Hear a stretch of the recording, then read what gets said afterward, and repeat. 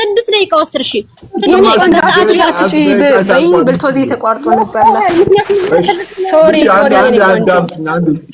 እሺ አበቃ ተሰማቶናል በእውነት ሲሶ ባንዴ ይሄው በቃ ብልቶዚ ተቋርጦ ነበር ለዛ ነው እሺ ብልቶዚ ተቋርጦ ነበር በእውነት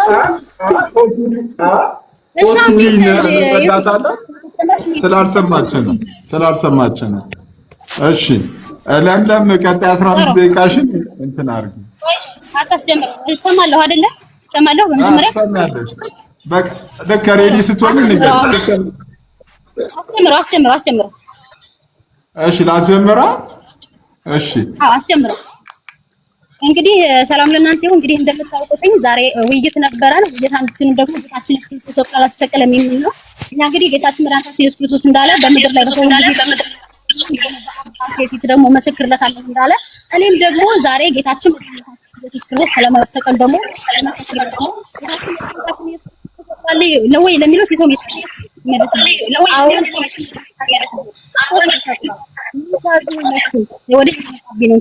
አዎ ጌታችን መድኃኒታችን ኢየሱስ ክርስቶስ ተሰቅሏል። ታዲያ ይሄንን ነገር እኛ ተሰቅሏን ብለን የምንናገረው እኛ በዚህ ዘመን ያለን የአዲስ ኪዳን ሰዎች ነን አይደለንም። ምክንያቱም ሐዋርያው ቅዱስ ጳውሎስ ምን ብሎ ይናገራል? በኤፌሶን መልእክቱ ምዕራፍ 2 ላይ በሐዋርያትና በነቢያት መሰረት ላይ ታንጻችኋል የማዕዘኑም ራስ ድንጋይ ክርስቶስ ኢየሱስ ነው ይላል ማለት ነው። እኛ ክርስቲያኖች በዚህ ዘመን ያለን ስለ ኢየሱስ ክርስቶስ ስንናገር ወይም ደግሞ ስለ ስቅለቱ ስንናገር በሐዋርያትና በነቢያት እምነት ተቀምጠን ነው። እንደተመለከታችኋት ወገናችን ገና ስትገባ አጤሬራ ምናምን ሰው የራሱን ነው የሚናገረው ይባላል በእኛ ሀገር ተረት እንኳን ራሱ ማለት ነው። ምክንያቱም እሷ አጤሬራ ተሰብስቦ ስለሚስታ ራሷን ችላ ማውራት ስለማትችል ማለት ነው። እኛ ግን ደግሞ በነቢያትና በሐዋርያት የተመሰረትን ስለሆነ ጌታችን ኢየሱስ ክርስቶስ በነቢያትና በሐዋርያት መጽሐፍ ተሰቅሎ እንደሆነ እናሳያለን ማለት ነው። እሱ አይነሳችሁን አንዳንድ ነገሮች በኋላ ጥቅልል አድርገን ምንም የሚረባ ነገር ስላላነሳች ጥቅልል አድርገን ሪባቱ ላይ የምናነሳው ይሆናል። አሁን ግን በመጽሐፍ ቅዱስ እንዲሁም ደግሞ በራሷ በቁርአኑ ላይ ራሱ ኢየሱስ እንዳልተሰቀለ እንኳን የሚያሳዩትን ነገሮች እናነሳለን ማለት ነው። የመጀመሪያው የምንወስደው ጌታችን መድኃኒታችን ኢየሱስ ክርስቶስ ተሰቅሎ ለሚለው በነቢያት በኩል የምንወስደው ሚዩት ያዙልኝ እኔ እየተመደሰብኝ ነው ባካችሁ እናንተ ነብዩ ዳዊት ነው እሷ ለማንሳት የሞከረችው። ነብዩ ዳዊት ምን ብሎ ይናገራል? በመዝሙር 21 ቅንፍ 22 ላይ ቅንፍ 22 ላይ ማለት ነው 16 ላይ ሄዳችሁ ተመለከቱኝ ብዙ ሸሽ ከበውኛልና የከፋተኞቹን ጉባኤ ያዘኝ እጆችና እግሮችን ቸነከሩ አጥንቶቹ ሁሉ ተቆጠሩ እነሱም አዩን ተመለከቱኝ ልብሶች ለራሳቸው ተከፋፈሉ በቀሚሴም ላይ ዕጣ ተጣጣሉ እያለ ይናገራል። እንግዲህ ዳዊት በዘመኑ ተቸነከረ ሞተ አንልም። ምክንያቱም በመጽሐፈ ነገሥት ምዕራፍ 1 እና 2 ስንመለከተው ቅዱስ ዳዊት ምዕራፍ 1 ላይ እንደሸመገለው 2 ላይ ደግሞ እንደ አባቶቹ ሰላማዊ እረፍት እንዳረፈ ይናገረናል። ስለዚህ ቅዱስ ዳዊት በዘመኑ የተናገረው ምንድነው ካልን ስለ ጌታችን መድኃኒታችን ኢየሱስ ክርስቶስ ነው። ምክንያቱም ለምን ካልን ቅዱስ ዳዊት በምሳሌ የመናገር ምን ስላለው ነው ማለት ነው። በመዝሙር 110 ላይ ቁጥር 1 ስትመለከቱት አፌን በምሳሌ እከፍታለሁ ብሎ ስለተናገረ ቅዱስ ዳዊት በምሳሌ አድርጎ ስለምን ተናገረ? ስለ ጌታችን መድኃኒታችን ኢየሱስ ክርስቶስ። ታዲያ ይሄ ፍጻሜውን የማን ነው የሚለውን በኋላ ላይ ጥያቄና መልስ ስለምናነሳው እዛ ላይ የምናየው ይሆናል ስለ ጌታችን ስለ መድኃኒታችን ኢየሱስ ክርስቶስ መሆኑ ማለት ነው። ስለዚህ ደግሞ በቀጣዩ ከነቢያት ከተናገሩት መካከል ደግሞ እንደ አንዱ ነብይ እግዚአብሔር ቅዱስ ኢሳይያስ ነው። ቅዱስ ኢሳይያስ ማለት ጌታችን መድኃኒታችን ኢየሱስ ክርስቶስ በስጋ ከመወለዱ ከ700 ዓመታት በፊት የነበረ ነው። ታዲያ ስለሱ እንዲያውም ደረቅ ሐዲስ በመባል ይታወቃል የነብዩ የቅዱስ ኢሳይያስ ትንቢት ማለት ነው። ታዲያ ይሄ ነብይ ምን ብሎ ይናገራል ስለ ክርስቶስ? ትንቢተ ኢሳይያስ 53:1 ላይ እሷ ዘበራርቃ ያለፈችው ማለት እንዲህ ይላሉ እንደዛ ይላሉ ይያለሽ ወገናችን ምክንያቱም ተዘጋጅታበት ስላልመጣች ስለ መጽሐፍ ቅዱስ ምንም አይነት ዕውቀት ስለሌላት ማለት ነው። መጽሐፍ ቅዱስ ላይ ታዲያ ምን ይላል? የሰማነውን ነገር ማን አምኗል? የእግዚአብሔር ክንድ ለማን ተገልጧል ይላል። ከዛስ ምን ይላል? በፊቱ እንደ ቡቃያ ከደረቅ መሬት እንደ ሳር አድርጎ መልክና ውበት የለውም ባየነውም ጊዜ እንወደው ዘንድ ደም ግባት የለውም እያለ ይናገር። ለምን? ጌታችን አምላካችን ኢየሱስ ክርስቶስ 6666 ጊዜ ስለተገረፈ ያ ውብ የነበረው ፊቱ በዛ በደሙ ስለተጠለቀ ስለዚህ ሊወደድ ዘንድ ምን የለውም ደም ግባት የለውም ይልና ቁጥር 5 ላይ ሄዳችሁ ስትመለከቱ እንደም 4 ላይ በእውነት ነው ያችን አንዴ ይቅርታ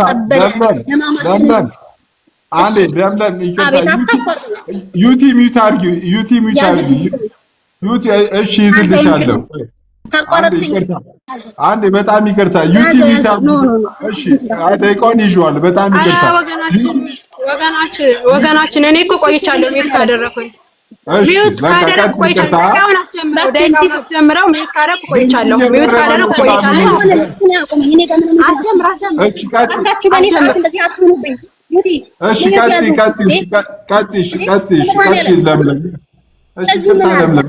ቁጥር 4 ጀምሮ በእውነት ደዌያችንን ተቀበለ ሕማማችንን ተሸክሟል እኛ ግን እንደተመታ በእግዚአብሔርም እንደተቀሰፈ ተቸገረ እንደተቸገረ ተቆጠረ ይላል። ምን እያለ ነው? ትንቢተ ኢሳይያስ ምዕራፍ 53 ማለት ነው። ከዛ ምን ይላል? እርሱ ግን ስለመተላለፋችን ቁጥር 5 ላይ ቆሰለ፣ ስለ በደላችን ደቀቀ፣ የድህነታችን ተግሳጽ በእርሱ ላይ ነበረ፣ በእርሱም ቁስል እኛ ተፈወስን እያለ ይናገራል። እንግዲህ እየተናገረ ያለው ስለማን ነው? ስለ ጌታችን መድኃኒታችን ኢየሱስ ክርስቶስ። ምን አደረገች? ትንቢተ ኢሳይያስ ምዕራፍ 52 ላይ ሄደች። ትንቢተ ኢሳይያስ ምዕራፍ 52 ለምዕራፍ 53 ምንም አይነት ምን አይሆንም ማለት ነው ማስረጃ አይሆንም። ምክንያቱም መጽሐፍ ቅዱስ የራሱ አውድ ስላለው በአውድ እንጂ የሚፈታው ያለ አውዱ ስለማይፈታ፣ ስለዚህም ስለ ጌታችን መድኃኒታችን ኢየሱስ ክርስቶስ እንዲያውም ዘሩም ይበዛም ብሎ እየተናገረ ምን አለ? ሚስት ሳያገባ ነው ወይ ዘር የሚኖረው አለች። ዘር የሚተካው በሚስት መግባት ነው። ለምሳሌ በመነኮሳት አስተዳደር ብንመለከተው መነኮሳት ሚስት አያገቡም፣ ግን ደግሞ የመንፈስ ቅዱስ ፍሬዎች አፈሩ ተብሎ ልጆቻቸው ይባላል። ለምሳሌ ሐዋርያው ቅዱስ ጳውሎስ በዘመኑ ምን አላገባም? ሚስት አላገባም። ግን ለጢሞቴዎስ ምን ይላል? በመንፈስ ለወለደው ለጢሞቴዎስ ልጁ ለላከው መልእክቱ ተብሎ ይነገራል። ስለዚህ ጢሞቴዎስን ቅዱስ ጳውሎስ ወለደው ልንል ነው በዚህ አይነት አይደለም። ስለዚህ መውለድ በማግባት ብቻ ሊሆን ስለማይችል ማለት ነው። ስለዚህም ጌታችን መድኃኒታችን ኢየሱስ ክርስቶስ ምን ይላል ማለት ነው? እዚሁ ጋር ያስቀምጥላል። ታዲያ ይሄ የትንቢተ ኢሳይያስ ምዕራፍ 53 ለጌታችን ለመድኃኒታችን ለኢየሱስ ክርስቶስ እንደሆነ ሐዋርያቱ ያረጋግጡልናል። እሷ ይሄ ለጌታ ለኢየሱስ ክርስቶስ አይደለም ብላ ስላለች ይሄን እንዴት እንዳረጋገጠው እንመልከተው። ማቴዎስ ወንጌል ምዕራፍ 8 ላይ ከቁጥር 14 ጀምራችሁ ስትመለከቱ እንዲላል ኢየሱስ ወደ ጴጥሮስ ቤት ገብቶ አማቱን በንዳድ ታማ ተኝታ አያትኝ፣ እጇንም ዳሰሰ፣ ንዳዱን ለቀቃትኝ፣ ተነስታም አገለገለቻቸው ይልና ምን ይላል?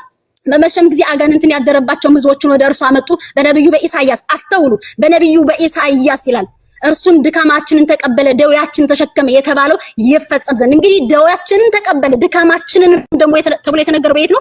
በትንቢተ ኢሳይያስ ምዕራፍ 53 ላይ ማለት ነው። ስለዚህም ያ ትንቢት ስለ ጌታችን ስለ መድኃኒታችን ስለ ኢየሱስ ክርስቶስ መሆኑ ሐዋርያው በዚህ አረጋገጠልን ማለት ነው። እሷ ግን አይደለም ምናምን ብላ ወደ ኋላ ተመልሳ ያንን ለማሳየት ሞከረች። ምንም የመጽሐፍ ቅዱስ ምን ስለሌላት ማለት ነው? ዕውቀት ስለሌላት። መጽሐፍ ቅዱስ እንዴት እንደሚፈታ እንኳን ስለማታውቅ እንኳን መጽሐፍ ቅዱስ ይቅርና ቁርአኑን እንኳን እንዴት እንደሚፈታ ስለማታውቅ ይቀባጠረ ነገር አለ። እሱም በኋላ እናየዋለን። በቀጣይ ደግሞ የምናየው ከትንቢተ ኢሳይያስ ላይ ቀጥሎም ደግሞ ምንድነው እዚሁ ትንቢተ ኢሳይያስ ላይ ብንመለከተው ምዕራፍ 50 ላይ ሄደን ብንመለከተው ቁጥር 6 ላይ ምን ይላል? ጀርባዬን ለገራፊዎች ጉንጨንም ለጠጉር ነጮች ሰጠው፣ ፊቴን ከውርደትና ከትፋት አልመለስኩም ይላል። ጀርባዬን ለምን ለገራፊዎች ሰጠው? ጌታችን አምላካችን ኢየሱስ ክርስቶስ ለአይሁድ ተላልፎ ተሰጥቶ በአይሁድ በኩል ደግሞ በሎሌዎች እጅ ተሰጥቶ 6666 ጊዜ እስኪገረፍ ድረስ ጸጥ ብሎ ጀርባውን ስለሰጠ ማለት ነው። ይህንንም ደግሞ ትንቢተ ኢሳይያስ ምዕራፍ 50 ከቁጥር 6 ላይ ያለውን ምን ብሎ ይናገራል? አትናቴዎስ ሐዋርያዊ ማለት ነው። አትናቴዎስ ለጌታችን መድኃኒታችን ኢየሱስ ክርስቶስ መከራን ሲቀበል ሰዎች እንዴት መከራ እንደሚቀበል በሚያሳይበትን ጊዜ በፊታችን ይመጣል፣ በተመታ ጊዜም በትዕግስት የተሸከመው ሲሰዱበት ዳግመኛም አልተሳደበም እያለ ይህ አትናቴዎስ ይህ ትንቢተ ኢሳይያስ ምዕራፍ 50 ላይ ያለው ማለት ነው ለሱ እንደሆነ ያሳየናል። ቀጥሎም ስለ ጌታችን መድኃኒታችን ኢየሱስ ክርስቶስ መሞት ካሳዩትኝ ነቢያት መካከል ነብዩ ቅዱስ ዳንኤል ነው። ቅድም ዳንኤልን ለማንሳት ሞክረሽና ገና ይመጡብኛል ማስረጃ ያመጡብኛል ብላ ፈርታ ዳንኤል እኮ እንዲህ ምናምን ብላ ነሳች። ነብዩ ዳንኤል ምን አለ? በትንቢተ ዳንኤል ምዕራፍ 9 ቁጥር 26 ላይ ከ62 ጊዜ 7 በኋላ መሲህ ይገደላል አለ። በምን? በቀጥታ ማለት አስተማረው ገብርኤል አስቀድሜ በራእይ አይቼው የነበረው ሰው ዳሰሰኝ፣ አስተማረኝ፣ ተናገረኝም እያለ ስለዚህ ያ ገብርኤል የተናገረው ነገር ምንድነው ሆነ ማለት ነው። ቁጥር 26 ላይ መሲህ ሲወለድ ነው። ከሉቃስ ወንጌል ምዕራፍ 1 ቁጥር 26 ላይ ሄዳችሁ ስትመለከቱ ለድንግል ማርያም ይህ መሲህ እንደሚወለድ አብስሯታል። ካልተወለደ ሊሰቀል ስለማይችል ስለዚህ ጌታ ኢየሱስ ክርስቶስ እንደሚሰቀል አስቀድሞ ትንቢት ያናገረው ማን ነው? ለዳንኤል ቅዱስ ገብርኤል ነው። ከዛ ቀጥሎ ደግሞ እንግዲህ ጠቢቡ ሰለሞን ነው። ከነቢያት ልጆች መካከል አንዱ የሆነ ወገኖቻችን እንደ ነብይ የሚቀበሉት፣ እኛ ግን ነብይ ሳይሆን ጠቢብ እንዲህ ንጉስ የንጉስ ልጅ የነብይ ልጅ ነው ብለን የምንቀበለው ቃል በቃል ስለ ኢየሱስ ክርስቶስ ወደፊት ስለሚሆነው ነገር የእግዚአብሔር ልጅነቱን እንኳን ሳይቀር ይናገራል። በመጽሐፈ ጥበብ ምዕራፍ 2 ከቁጥር 13 ጀምራችሁ ብትመለከቱ ምን ይላል? ኑ ጻድቁን እንግደለው አሉ፣ በእኛ ጭንቅ የጸና ሆኖ ብናልና። እንግዲህ ጻድቅ የተባለ ማን ነው? ጌታችን መድኃኒታችን ኢየሱስ ክርስቶስ። ሐዋርያው ቅዱስ ጳውሎስም ይናገራል ጌታ ኢየሱስ ክርስቶስ ምንድነው? በደል አልተገኘበት ጻድቅ ነው። ከዛ ምን አሉ?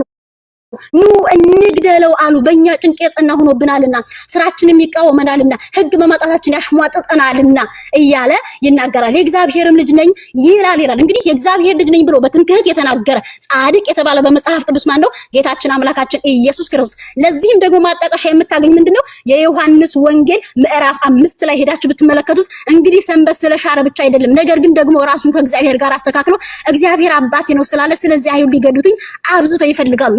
ጻድቁን እንግደል ተባባሉ ያለውን ሐዋርያው ቅዱስ ዮሐንስ በዚህ መልኩ ይፈታልናል ማለት ነው። ስለዚህ እነዚህ ሁሉ ነቢያትም ሁሉ የሚናገሩት ስለማን ነው? ስለ ጌታችን መድኃኒታችን ኢየሱስ ክርስቶስ ተባብረው ይናገራሉ። ቀጥሎም እንግዲህ ነቢያት እንዲሁ ይገደላል ተብሎ የተነገረውን በትንቢታቸው የተናገሩትን ማለት ነው ሐዋርያት እንዲህ በነቢያት ተነግረው ተረጋገጠ ብሎ ያመልክቱናል። ማን? ለምሳሌ በማቴዎስ ወንጌል አራቱም ወንጌላት ተነግረዋል የጌታ ኢየሱስ ክርስቶስ መሞት። በማቴዎስ ወንጌል ምዕራፍ 27 ላይ ቁጥር 1 ጀምራችሁ ተመልከቱት። እናንተ ከቁጥር 35 ብትሄዱ ከሰቀሉትም በኋላ ልብሱን ዕጣ ተጣጥለው ተካፈሉ ይላል። የማንን? በነቢየ እግዚአብሔር ቅዱስ ዳዊት ምዕራፍ 21 ቅንፍ 22 ቁጥር 16 ጀምሮ የተነገረው ማለት ነው።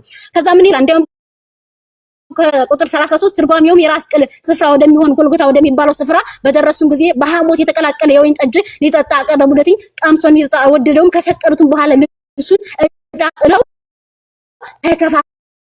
ተከፋፈሉ ይላል። ከዛ ይህም ኢየሱስ የአይሁድ ንጉስ ነው የሚል የክስ ጽሕፈት ከራሱ በላይ አኖሩ እያለ ይናገራል። ጌታችን አምላካችን ኢየሱስ ክርስቶስ ተሰቅሎ እንደሆነ አሳየን ማለት ነው። እንደገና በሉቃስ ወንጌል ምዕራፍ 23 ቁጥር 1 ጀምራችሁ ብትመለከቱ ተመሳሳይ ወንጌል ነው። 33 ጀምራችሁ እዩትኝ። ቀራሪዮም ወደሚባል ስፍራ በደረሱ ጊዜ በዚያ እርሱን ክፉ አድራጊዎችንም አንዱን በቀኝ ሁለተኛውንም በግራ ሰቀሉ ይላል። ማን?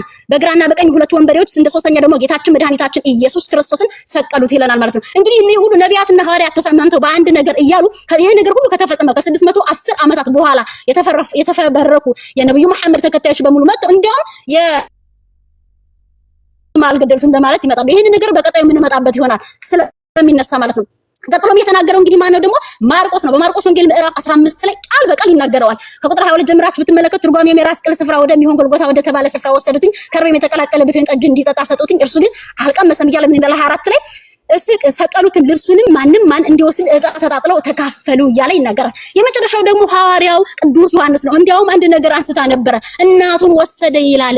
ከወሰን እንዴት ሐሞት ጠጣ ምናምን የሚለውን እንዴት አይቶ ዘገበው ምናምን አለች። የሚገርመው ወሰዳት አለ እንጂ ምንድነው ተቀበላት ማለት ነው። ወዲያውን እንደገና ሄዶ ጨረሰ ማለት አይደለም። ምክንያቱም ይህ ነገር ሁሉ ከሆነ በኋላ ስለሆነ ሐዋርያው ቅዱስ ዮሐንስ ከመጀመሪያ ከተያዘ ጀምሮ እስከ ተሰቀለባት ድረስ በአይኑ እምባኝ የተመለከተ እንዲያውም ይህ ሐዋርያ ምን ብሎ ተብሎ ይጠራል? እንደውም በቤተክርስቲያናችን ቁጽረ ገጽ ይባላል። ለምን? ጌታችን ኢየሱስ ክርስቶስ እንደዛ ራቁቱን ስለተመለከተው፣ እንደዛ ሲመታ ሲጠፈጠፍ ስላየው፣ እንደዛ ተሰቅሎ ደም ግባቱ እንኳን ተወስዶበት ስላየው ፊቱ አንድም ቀን ተፈቶ አያውቅም ጌታ ኢየሱስ ክርስቶስ ከተሰቀለ በኋላ ማለት ነው። ለዚህም ይህ ሐዋርያ ምን አለ? በቀጥታ ማለት ዮሐንስ ወንጌል ምዕራፍ 19 ቁጥር 23 ላይ ጭፍሮቹም ኢየሱስን በሰቀሉት ጊዜ ልብሶቹን ወስደው ለእያንዳንዱ ጭፍራ አንድ ክፍል ሆኖም በአራት ክፍል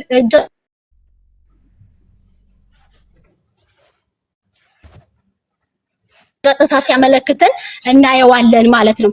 ተቋርጬ ነበረ መሰለኝ፣ አሁን መጣሁኝ። ተቋርጫለሁ አይደለ? ይቅርታ ሲሶ ያዝልኝ አንዴ ደቂቃው። ተቋርጬ ነበር። ይሰማል? ሲሶ አሁን ትሰሚያለሽ? ሲሶ እሰማለሁ። አንቺ ይሰማል? አሁን ትሰሚያለሽ? ቀጥይ ትሰሚያለሽ? እሺ አንድ ጊዜ ያዝልኝ። 3 ደቂቃ ላይ እያለ ተቋርጦ ነበር ለኔ። ይቅርታ። እሺ ይልልሻለሁ። እሺ ስለዚህ ምን አለ ዮሐንስ? ምን ብሎ ተናገረ? ቁጽረ ገጽ ተብሎ እንዲያው ምን የተባለ ነው? ቁጽረ ገጽ። ለምን ቅጥል ስሙ ነው ቁጽረ ገጽ ማለት? ለምን ከተባለ ጌታችን መድኃኒታችን ኢየሱስ ክርስቶስ ከተሰቀለ ጀምሮ ያንን ሁሉ ሕማምን ከተመለከተ ጀምሮ ፊቱ አንድ ቀን ተፈትቶ ስለማያውቅ ማለት ነው። ለዚህም ቁጽረ ገጽ የተባለው ቅዱስ ዮሐንስ ምን አለ?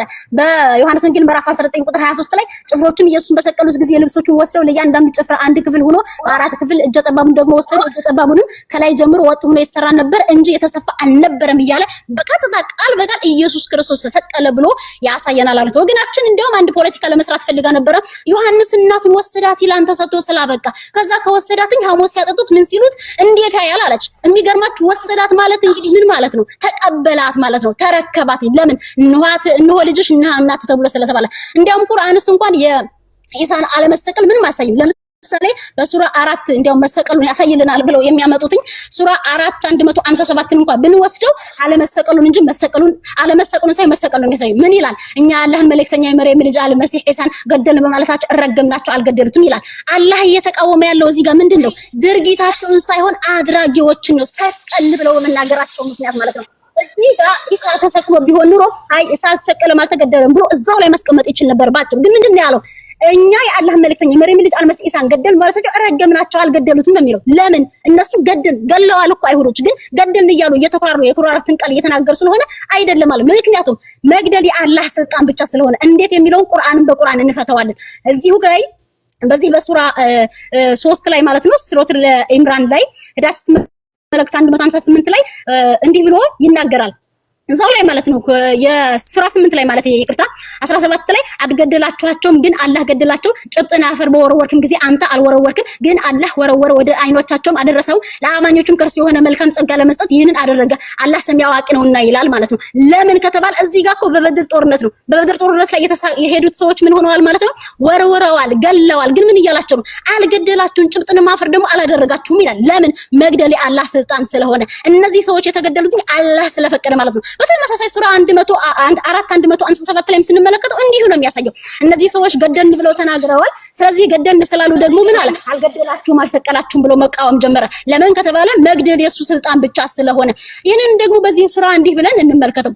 በዚህ በሱራ 3 ላይ ማለት ነው ብትሞቱም ወይም ብትገደሉ በእርግጥ አላህ ብትገደሉ ወይም ብትገደሉ በእርግጥ ወደ አላህ ብቻ ትሰበሰባላችሁ እያለ ስለሚናገር ማለት ነው።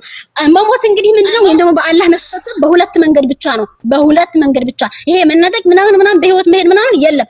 ወደ አላህ መሰብሰብ በምንድነው? በሁለት መንገድ። ምን አለ በሱራ 3 ወይም ደግሞ ሱረቱል ኢምራን ላይ 158ኛው አያ ላይ ማለት ነው ብትሞቱም ወይም ብትገደሉ በእርግጥ አላህ ብቻ ትሰበሰባላችሁ ይላል። መነጠቅ በህይወት እንደማረቅ አይነት ነገር ቢኖር ነው አላህ ምን ማለት ነበረበት? ብትሞቱ ወይም ብትገደሉ ደግሞ ብታርጉ ማለት ነበረበት።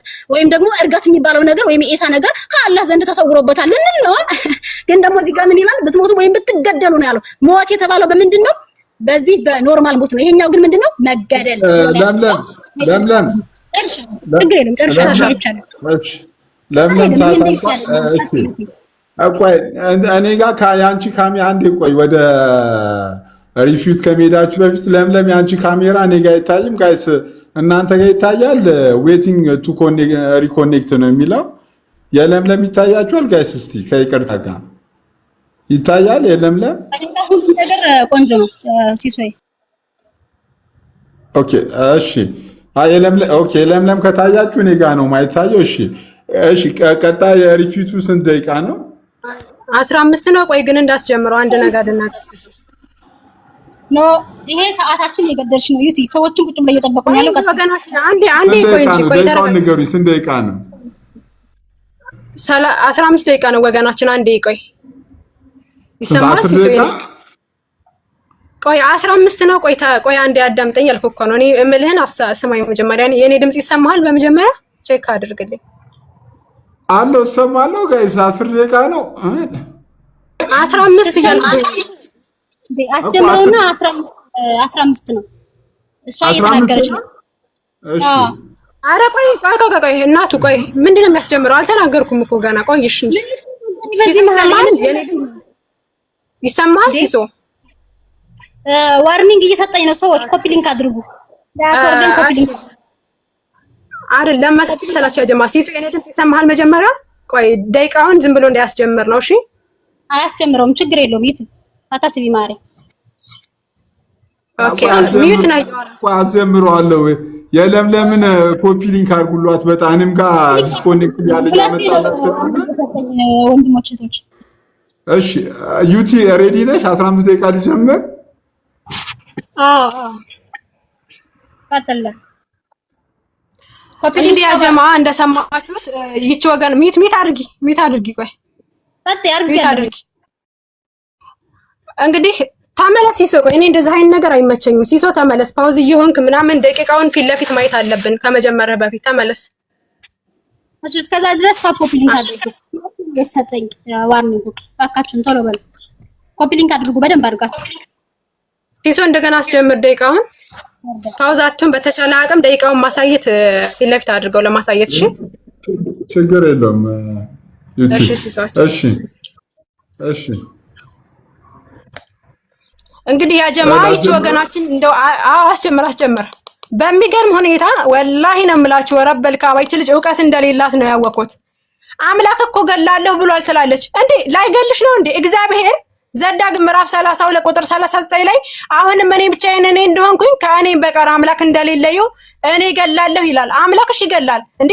አላህ ለምንድን ነው የሚገለው? ሰዎችን እኮ የሚገለው አላህ ነው ትላለች። የኢየሱስን ስቅለት አሳይን እኮ ነው የተባልሽው እንዴ?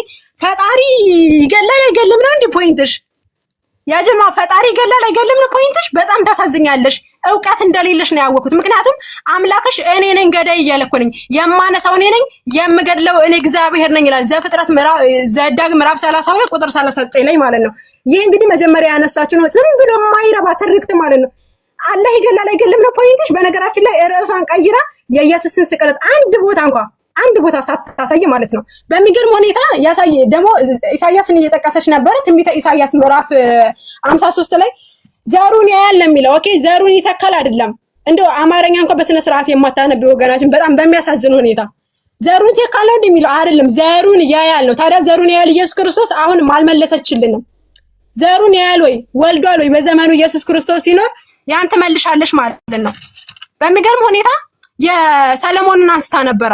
ሰለሞን አንደኛ ነገስት ምዕራፍ 11 ላይ 1000 ሚስቶችን አገባ።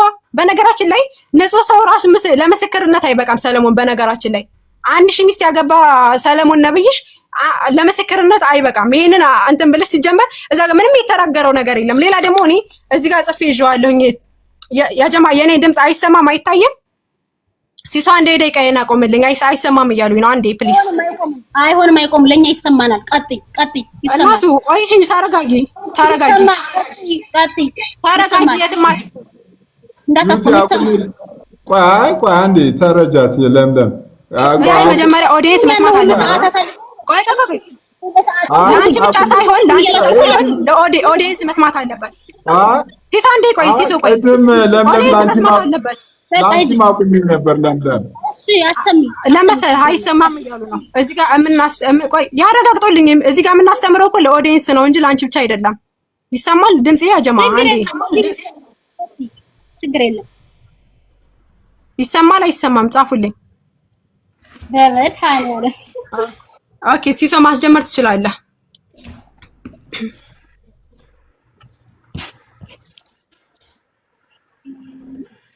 ጀምሪ ዩቲ ጀምሪ። እዚህ ጋር ኮሜንት ራሱ ቆሟል።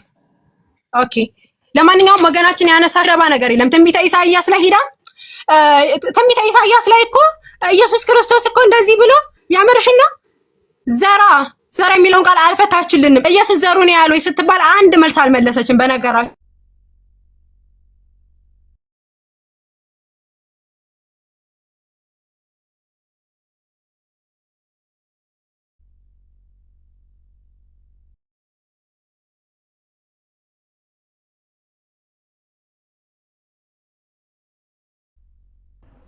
ጋይስ አሉ፣ በጌታ አሉ።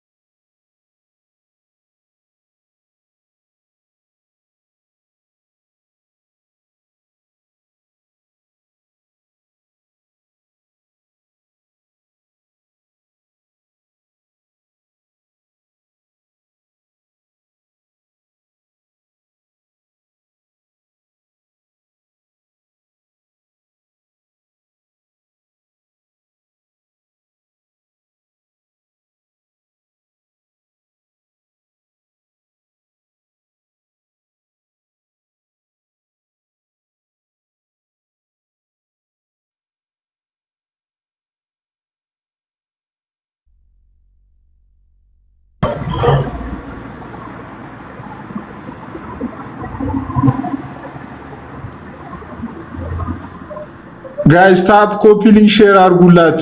የዩቲንም የለምለምንም ታፕ ኮፒ ሊንክ ሼር አድርጉላት። የኔ ምንም አይሰራም ተውት።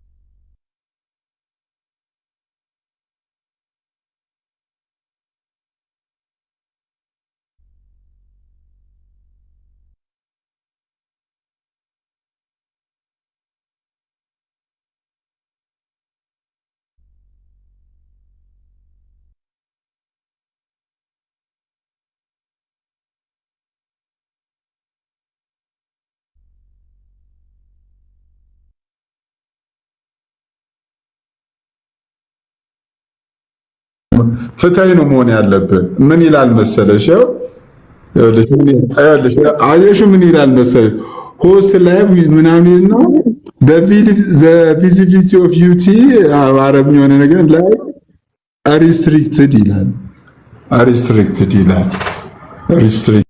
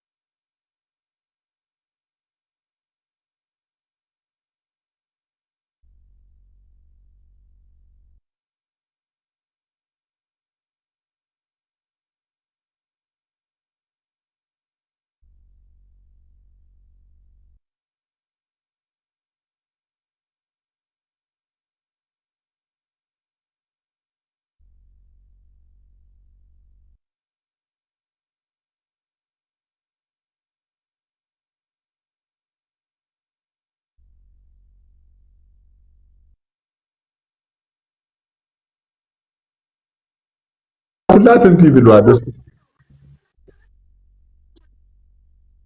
እኔ ኦነስትሊ ነው ቀደም ያንቺም ተመሳሳይ እንደዛ ነገር ብሏል። ተመሳሳይ እንደዛ ነገር ብሏል።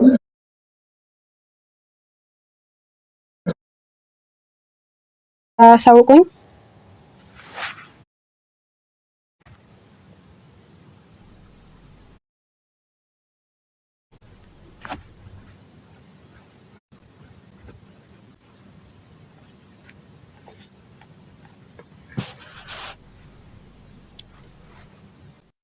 ተመልሻለሁ። እስኪ ያሳውቁኝ አንዴ ፕሊስ። አረ ዋርኒንግ እየመጣብኝ ነው። ምን ተፈጥሮ ነው?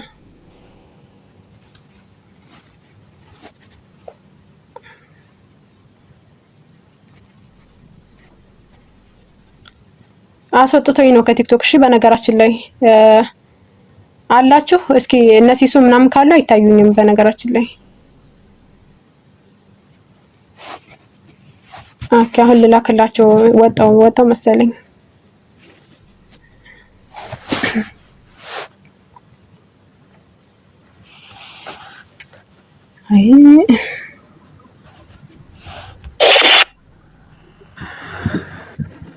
አይ ምንም እንትን ነው። አሁን እስካሁን በጣም አሪፍ እየሄደ ነው። በጣም አሪፍ ነው። የኔትወርክ እና የኮኔክሽን ጉዳይ ነው። ሁለቱም በጨዋነትና በመከባበር እያወሩ ነው። ዩቲ መታለች። ዩቲ ድምጽ ይሰማል። ዩቲ መጣች። ዩቲ መተሻል። ዩቲ መተሻል። ኦኬ አስወጥቶኝ ነው። ባይዘው ኮፒ ሊንክ አድርጉ ሲኛ ልጆች ፕሊስ ኮፒ ሊንክ አድርጉ። እኔም ኮፒ ሊንክ አድርጉላት እያልኩ ነው። የኔ ችግር የለውም። የኔን ተውትና የሁለቱን ኮፒ ሊንክ አድርጉላቸው። የኔ ምንም ችግር የለውም። ዩቲ አሁን አለሽ? ቆይ እስኪ የኔ ድምጽ የሚሰማቸው ራሱ አይመስለኝም። ሲሶ የኔ ድምጽ ይሰማሃል? ያንቺ ለኛ ይሰማናል። ዩቲ እሱ ኩልል ብሎ ነው የሚሰማው። መልካም እሺ በቃ ስንት ደቂቃ ላይ ነበር ያቆምኩት? ያልተሰማሁት 12 ደቂቃ ላይ ነው። ኦልሞስት 13 ደቂቃ አካባቢ ነው የቆመው። ብዙም እንትን አይደለም። እሺ ኖ 12 እኔ እንትን አለኝ ስክሪንሾት አለኝ። በነገር ላይ ስክሪንሾት አለኝ 12 ምንም አልነካሁትም። ኦልሬዲ እንትን ላይ ነው የቆመው ነው። ምንም ይሄ የሚያጨቃ አንድ ደቂቃ እንትን የቅድሙ ይበቃኛል። ከ5 እና 6 ደቂቃ ወስዳ እንኳን ዝም ብያለሁ። አሁን ግን ነው አንዴ ቆይ እና ኔትወርክ የኔ ቆንጆ ለነሱ ከተሰማችሁ እኮ ምንም ማድረግ አይቻልም። አይ ስለነሱ አይደለም ማወራው ማዕሬ ስላንቺ አይደለም ስለ ደቂቃ ነው የምናወራው። ፕሊዝ ዩቲ ታች ያሉት መሰማት አለበት። ከታች ከተሰማችሁ ችግር የለውም። ከተሰማ ምንም ማድረግ አንችልም። ማሰማት አለበት። ችግር የለውም። ማዕሬ እረዳለሁ። ከኔ ጋር ነው አንድ ቤት ምንም አታረጉ። ሚቱና ታኮፒ ሊንክ ሼር አድርጉላት ለዩቲ። በቃ ዩቲ ቀጥይ። እኔ ግን ሳይው 13 ደቂቃ ላይ እያለሁ ነበረ ፓውዝ የሆንኩት። ሲሶ እንዴት አስታውቃለሁ? እኔ ስክሪንሾት አለኝ ማሬ 12 ቅድም 6 ደቂቃ የሚሆን ሰጥቼሻለሁ። አሁን ግን አንቺ አይደለሽም እኮ የሰጠሽኝ። ባይዘው አንቺ አይደለሽም የሰጠሽኝ። ሰጥቼሻለሁ። ቅድም ጨርሰሽ ወደ 6 ደቂቃ የሚሆን ወስደሻል ማሬ። 15 ደቂቃ ጨርሰሽ ሄደሻል። እባክሽ ዩቲ እየተባልሽ እንኳን አልሰማሽም። ሲሶ አረ ልጀምር አንዴ ሚት አድርጊ። በቃ ሚት አድርጊ። ዩቲ አንድ ደቂቃ ምንም ማለት አይደለም። ዩቲ ቀጥ 12 ደቂቃ ቀጥ ችግር የለውም ባለበት። እሺ በነገራችን ላይ እንግዲህ ይቺ ወገናችን እያንዳንዱ ያነሳችውን አሳይቻቸዋለሁ። አምላክ ይገላል ትላለች። እኔ ስለ አምላክ ስለ አላህ መግደል ነው እንደ እያወራን ያለን ወገናችን። ስለ ክርስቶስ ስቅለት እኮ ነው። ክርስቶስ ስቅለት እኮ ነው። 3-4 ጥቅስ አመጣይ ክርስቶስ ተሰቅሏል የሚል ግን አላመጣችም ቁርአን ላይ በሚገርም ሁኔታ። ሰለሞን እንዲህ ብሎ ምናምን አምላክሽ እንደሚገል ዘዳግም 32 ላይ አሳይቻለሁ። ከነብዩ መሐመድ ከ600 ዓመት በኋላ መጥቶ ምናምን ያመረሽን ነው። በጣም ነው እንደ ከ600 ዓመት በኋላ የመጣው ታውቂዋለሽ። ይሄን ሰው በነገራችን ላይ ለሚሻይ ይሄ ሰውዬ እንግዲህ እንደሚታወቀው እነ ባሲልዳያን ከነብዩ መሐመድ ሰለላሁ ዐለይሂ ወሰለም ከ500 ዓመት በፊት የነበሩ የሚያምኑት ምን ብለው ነበር የሚያምኑት የሚለውን እስኪ እናይ። ይሄ እንግዲህ ባሲልዳያን ሰዎች የሚያምኑት እንዴት ነው ከተባለ ኢየሱስ ክርስቶስ አልተሰቀለምም፣ አልተገደለም። ማነው ታዲያ የተሰቀለው? በሱ ፋንታ ሰምዖን ነው። የት ነው የምታገኙት? አጌንስት ሄሬሰስ ላይ ማለት ነው። አጌንስት ሄሬሰስ ላይ ታገኙታላችሁ። ቡክ አጌንስት ሄሬሰስ ቡክ 1 ቻፕተር 4 ሴክሽን 4 ላይ ታገኙታላችሁ። ይሄ ሰው ታዲያ ምን ብሎ ነው የሚያምነው ከተባለ ይታያችኋል ብዬ አስባለሁኝ። wherefore he did not himself suffer death but Simon a certain man of Cyrene። ስለዚህ እርሱ ማን? ክርስቶስ። እርሱ ራሱ የሞት መከራ አልተቀበለም። ነገር ግን አለ being accomplished for bore the cross in his stead አለ። ነገር ግን አንድ የቀሬና ሰው የሆነ ሰሞን እንዲገደል ተደርጎ መስቀሉን ተሸክሞ በሱ ምትክ ተሰቀለ አለ። ኦኬ ተሸከመ። so that this later being transfigured by him okay that he might be taught to be Jesus was crucified through ignorance and error በዚህም ምክንያት አለ ይሄኛው ሰሞን በኢየሱስ ክርስቶስ ምክንያት ተሰቀለ። በኢየሱስ ክርስቶስ ፋንታ ተሰቅሎ ከኢየሱስ ክርስቶስ ግን የሳምዖንን እንትን ይሄ ሳምዖን የኢየሱስ ክርስቶስን መልክና ቅርጽ ይዞ ተሰቀለ አለ። ከዛ ኢየሱስ ግን ኢየሱስ ተደርጎ እንዲታሰብ ሆኖ ነው የተገደለው ማለት ነው። ኦኬ ኢየሱስ ክርስቶስ እንደተሰቀለ ተደርጎ ignorance and error በስተት አለ where Jesus himself received from of someone and standing by loud them አለ።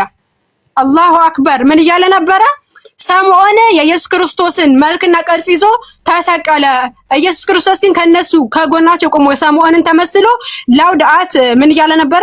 loud at them for science he was incorrupted poor ኦኬ ኢየሱስ ክርስቶስ እየሳቀባቸው ነበር። ይሄን የሚናገረው ማን? አገንስት ሄረሰስ ላይ ቡክ 1 ቻፕተር 24 ሴክሽን 4 ላይ ማለት ነው። ከኢየሱስ ክርስቶስ ከነብዩ መሐመድ ሰለላሁ ዐለይሂ ወሰለም በፊት የነበሩ ባሲሊዳያኖች ኢየሱስ አልተገደለም አልተሰቀለም ብሎ ያምኑ ነበር ወገናችን። ስለዚህ ይሄን ነብዩ መሐመድ ሰለላሁ ዐለይሂ ወሰለም ናቸው የሚለው አርጊውመንትሽ ገደል ተከቶልሻል ማለት። ከዚህች በኋላ ኢየሱስ ክርስቶስ እኮ ከነብዩ እኮ መተው ምናምን ብለሽ የምታነሻ ነገር ያው እንደማታነሻ ድጋሚ ይቺ የሰጠሽን አርጤራራ ይዘሽ መጣሽው በነገራችን ላይ እና ያችን ለማውራት ብለሽ ነበር ግን አልተሳካልሽም። ከነብዩ መሐመድ ሰለላሁ ዐለይሂ ወሰለም በፊት ግን የሚያምኑ ሰዎች ነበሩ። ምን ብለው? ኢየሱስ አልተሰቀለም እንትን አላለም ብለው። ኦኬ ይሄን ማወቅ አለብሽ። ከዚህ በኋላ መጽሐፍሽን ማስተምርሻለሁ። አምላክ ይሞታል። አሁን ዛሬ ላይ ይቺ ወገናችን የመጣችው አምላክ ይሞታል ብላ ነው። አምላክ ይሞታል ወይ ስንል አምላክ ያው ነው። ኦሪት ዘዳግም ምዕራፍ 32 ቁጥር 39 ላይ ቁጥር 40 ላይ እጄን ወደ ሰማይ ዘረጋለሁ እንዲህም ብላለሁ ለዘላለም እኔ ሕያው ነኝ አለ። እኔ ሕያው ነኝ። ይቺ ግን መጣ ወገናችን ምን እያለች ነው? አምላኬ ተሰቅሏል እያለች ነው። ሕያው ነኝ እያለች ነው። ይሄን ጥቅስ አትቀበይም እንደ ወገናችን። እንደውም ደግሞ አንደኛ ጢሞቴዎስ ምዕራፍ 6 ቁጥር 16 ላይ እርሱ ብቻውን የማይሞት ነው ማንም ሊቀርበው በማይችለው ብርሃን ይኖራል ይላል። አምላክሽ አይሞትም እያለሽ አይ ይሞታል እያልሽ ግን እየተከራከርሽ ነው ማለት ነው። በሚገርም ሁኔታ እንደው ኢየሱስ ክርስቶስ ተሰቅሏል እንኳን ብለን እንደነሱ ብንሄድላቸው ውዝግብ አለ። ምን የሰዓት ልዩነት። አንዱ ይመጣና ሉቃስ 3 ሰዓት ተሰቀለ ይለናል። አንዱ ይመጣና 6 ሰዓት ተሰቀለ። የማርቆስ ወንጌል 3 ሰዓት ተሰቀለ። ሲጀመር እኮ ማርቆስን ቅድም ቀብሬልሻለሁ ወገናችን። ማርቆስ ሐዋርያ አይደለም። ጳውሎስን ስትጠቅሽ ነበር። ጳውሎስ ሐዋርያ አይደለም። የኢየሱስ ክርስቶስ ሐዋርያ አይደለም። ጳውሎስ በዘመኑ አልነበረም። ኢየሱስ ከመረጣቸው ከ12 ሐዋርያት አይደለም። ኦኬ ራሱን የሾመ ሰው ነው ጳውሎስ ማለት ነው። ኦኬ ሲቀጥ ደግሞ ዮሐንስ ወንጌል ምዕራፍ 19 ቁጥር 14 ላይ 6 ሰዓት ነበረ ይለናል ዮሐንስ። 6 ሰዓት ላይ የተሰቀለው አምላክሽ 6 ሰዓት ነው 3 ሰዓት ነው? ሲቀጥል እንደው ከጅምሩ በአዳም ኃጢአት በመጣው ምናምን ቅጠል በልቶ ኢየሱስ መጥቶ ተሰቀለልን። አንዱ በአንዱ ኃጢአት አይቀጣም ይላል ግን መጽሐፍሽ ትንቢተ ሕዝቅኤል ምዕራፍ 18 ላይ ኃጢአትን የምትሰራ ነፍስ እርሷ ትሞታለች አለ። ልጅ አባቱን ኃጢአት አይሸከምም፣ አባት የልጁን ኃጢአት አይሸከምም። ታዲያ ክርስቶስ የሌላ ኃጢአት ተሸክሞ ሞተልኝ ለምን ታያለሽ? ይሄን ጥቅስ አትቀበሉትም ወገናችን? እንደውም ደግሞ ዘዳግም ላይ አባቶች ስለ ልጆች አይገደሉ፣ ልጆችም ስለ አባቶች አይገደሉ፣ ነገር ግን ሁሉ እያንዳንዱ በኃጢአቱ ይሙት። ክርስቶስ በምን አቀው? ክርስቶስ በምን ፍዳ ነው መጥቶ ተሰቀለልኝ ለኔ ኃጢአት እንትዩ? ራስሽ ነሽ የሙት ሞጆ ማለት ነው። ስለዚህ ወገናችን ጥቅስ አትቀበላትም። ያው እንደማትቀበሏት ነው እንጂ ብትቀበሏትማ ክርስቶስ ተሰቅሏል ብላችሁ አታምኑም ነበር። ግን መጽሐፋችሁን እንደምትክዱት ነው የምናምነው ማለት ነው። ዮሐንስ ወንጌል ምዕራፍ 8 ቁጥር 21 ላይ እኔ ሄዳለሁ አለ ኢየሱስ ክርስቶስ። ትፈልጉኛላችሁ፣ አታገኙኝም፣ በኃጢአታችሁም ትሞታላችሁ። እኔ በኃጢአትሽ እሞታለሁ ሳይሆን ያለሽ በኃጢአትሽ ትሞቻለሽ እንጂ በኃጢአታችሁ እሞታለሁ አላለም። በኃጢአትሽ ራስሽ ነሽ የምትሞቺው። እሺ ስለዚህ የኢየሱስ ክርስቶስን ቃል ተቀበይ። ያ ጀማ ይሰማችኋል አይደል? እንግዲህ ያው ይሄንን ለምእመናኑ ለሚስኪኑ ክርስቲያን ነው የምናስረዳው። እነዚህ እንኳን ክደውታል መጽሐፋቸውን። አምላክ አይሞትም፣ አረ ይሞታል ይሉናል። ለኃጢአታችሁ ራሳችሁ ትሞታላችሁ ይላል ክርስቶስ። እነሱ ግን ኃጢአታችንን እሱ ነው የሞተልን። ያመራችሁ ነው። በሚገርም ሁኔታ ደግሞ አንድ ነገር ልንገራችሁ። እግዚአብሔር ምህረትን እንጂ ደም አይፈልግም። ወገኖቻችን ይመጡና በደሙ ታጠብን፣ ደሙ ካልተንጠባጠበልን አንድንም። ከደም ጋር ያላችሁ ችግር ምንድን ነው? ደሙን ጠጣን፣ ስጋውንና ደሙን እንበላን እንጠጣለን፣ በደሙ ተፈወስን። እንዴ ወገኖቻችን በደም ነው እንደ ሃይማኖታችሁ የተመሰረተው። እንዳለ ሃይማኖታችሁ እኮ ደም እኮ ሆነ። ኦኬ ሃይማኖታቸው ራሱ የተመሰረተ በደም ነው። ነገር ግን እግዚአብሔር የማቴዎስ ወንጌል ምዕራፍ 19 ቁጥር 13 ላይ ምህረትን እወዳለሁ እያለ ኢየሱስ ክርስቶስ ያስተምራል። ምህረትን እወዳለሁ መስዋዕትንም አይደለም አለ። የምን መስዋዕት ነው አንቺ መስዋዕቱን ወልኛ እያልሽ የምትናገሪው? ይሄን ጥቅስ የት ነው ያመጣው? ትንቢተ ሆሴዕ ምዕራፍ 6 ቁጥር 6 ላይ ከመስዋዕት ይልቅ ምህረትን ከሚቀጠል መስዋዕት ይልቅ እግዚአብሔር ማወቅ እወዳለሁ ይላል። ምህረት ነው እንጂ መስዋዕትን አልፈልግም እያለ እግዚአብሔርሽ አንቺ ደግሞ መተሽ አረ ለምህረታችን ብሎ ምናምን እንዴ ወገኖቻችን እናንተ እንቀበል ወይስ ምንድነው? ለሚሻ ታዲያ ይችን ትመልሽልናለሽ? እንደው የእውቀት ማነስሽ ጋር እንዳለ ሆኖ ይችን ግን ትመልሻታለሽ። እግዚአብሔር የከንፈራችን ፍሬ እንሰጣለን ይላል። ኦኬ ኃጢአትን ሁሉ አስወግድ በቸርነት ተቀበል እያለ የከንፈራችን ፍሬ እንሰጣለን እያለ ይናገራል። ታዲያ ይሄ ምንድነው? ኃጢአት የምትሰራነስ እንትን የሆነ ይቅርታ ጠይቃ እንደምትመለስ እንጂ በመስዋዕት አይደለም ይልሻል አምላክሽ ማለት ነው። በሚገርም ሁኔታ አንድ ሰርፕራይዝ ልንገራችሁ፣ በጣም ደስ የሚል ሰርፕራይዝ። ኦኬ አዳም ኃጢአቱ ተምሮለታል። ክርስቶስ ለየትኛው ኃጢአት ነው የመጣው? መጽሐፈ መቃብያን ሳልስ። ኦኬ እንደ ሁላችሁም ሰርፕራይዝ ናት እቺ። ከመሬት የተፈጠረ አዳም ግን ስለ ኃጢአቱ በእግዚአብሔር ፊት ፈጽሞ እያለቀሰ በንስሐ ተመለሰ። እንደ ክርስቶስ መጥቶ ለአዳም ብሎ ተሰቀለልን። የምርሽ ነው? አዳም እኮ ለኃጢአቱ ተምሮለታል። መጽሐፈ መቃብያን ሳልስ ምዕራፍ 4 ላይ ኦሬዲ እቺ ያው ዳሜጅ ሆነሻል። እየቀበርኩላት እየሄድኩ ነው መጽሐፏን። በነገራችን ላይ ክርስቶስ ተሰቀለ። ያመርሽ ነው? አዳም ኃጢአቱ ተምሮለታል። ወገናችን ለየትኛው ኃጢአት ነው የመጣው ክርስቶስ?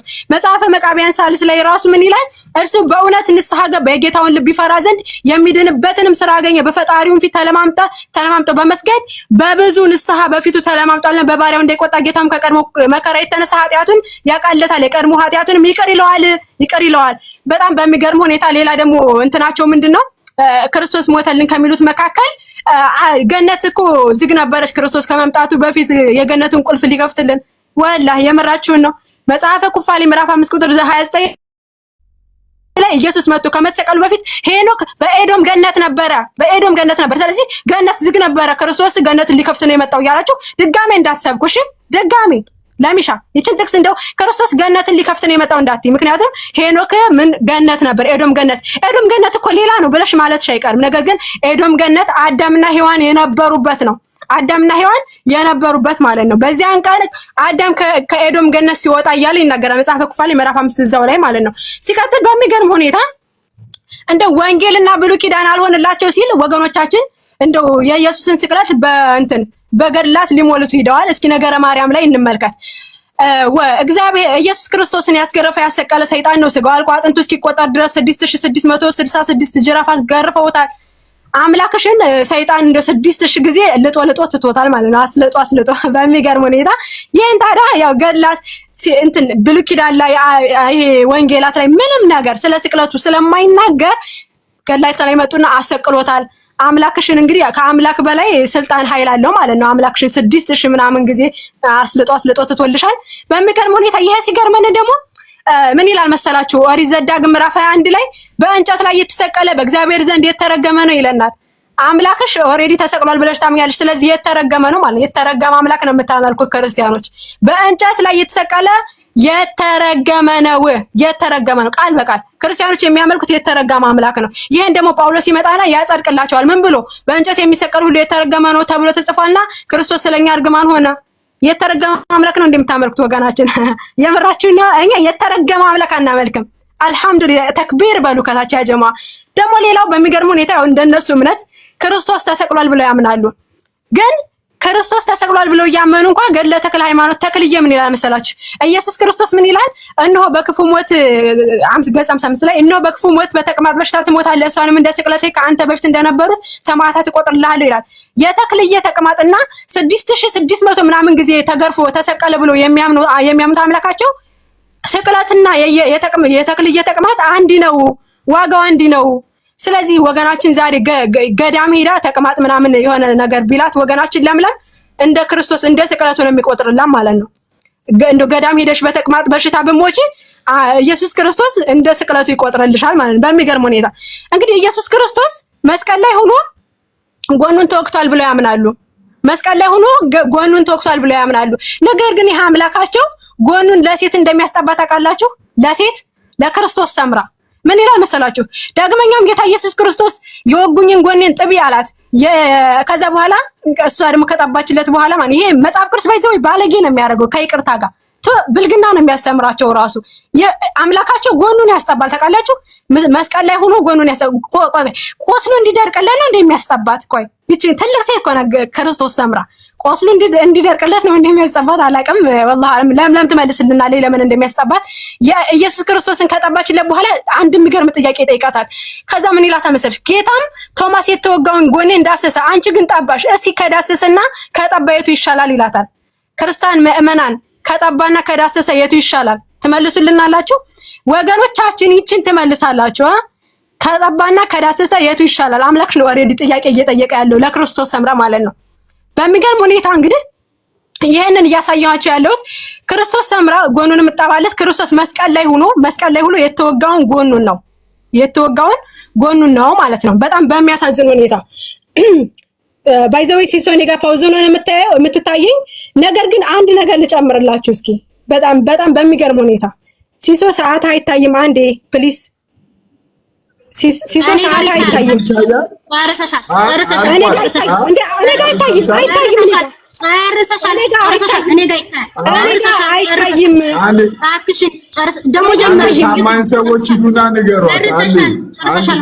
ለምለምም ይታርጉት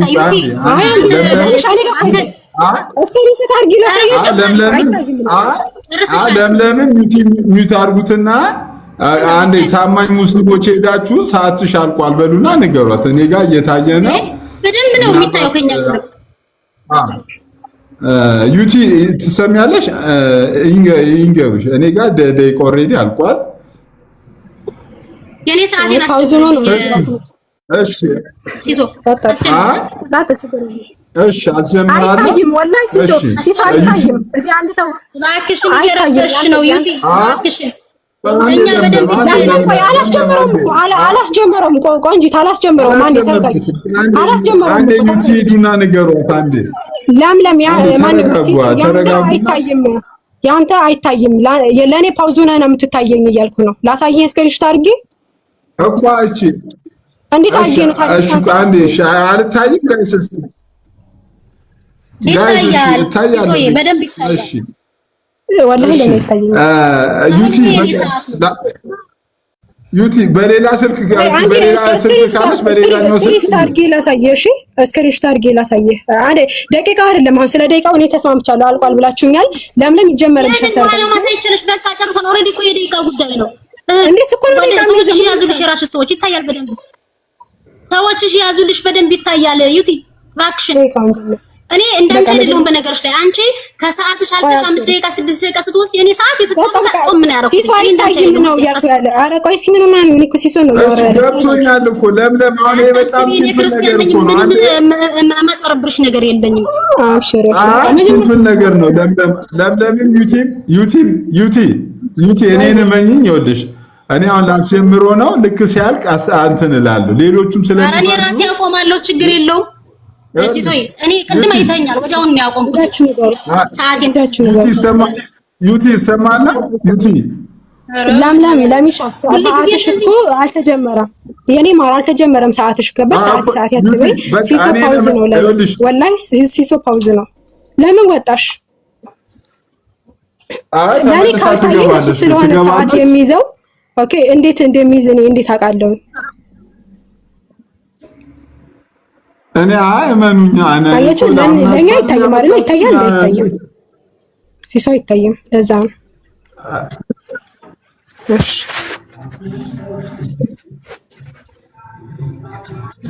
አንዴ ለምለም ላኪልኝ በሏት ባለ በእግዚአብሔር እንደውም የራሱ እኮ